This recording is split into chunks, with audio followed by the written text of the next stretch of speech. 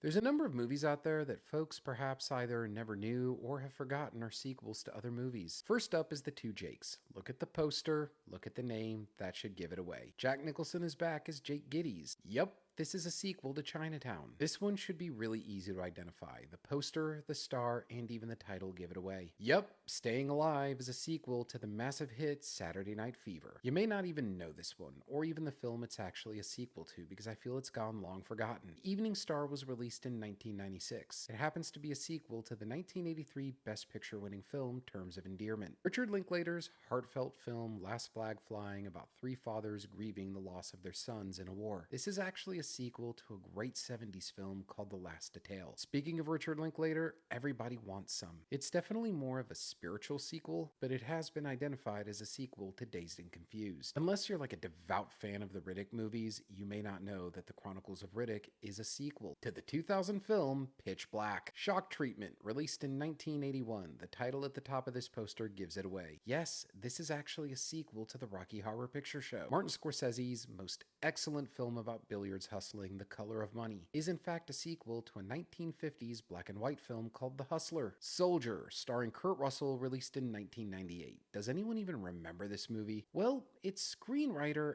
actually wrote it as a sequel to another film he wrote and has identified it as a sequel. That would be Blade Runner. U.S. Marshals. Tommy Lee Jones playing a U.S. Marshal. That gives it away. This is a sequel to The Fugitive. Last but not least, we have Zathura from director Jon Favreau right before he did Iron Man. This not only exists in the world of, but is a sequel to Jumanji.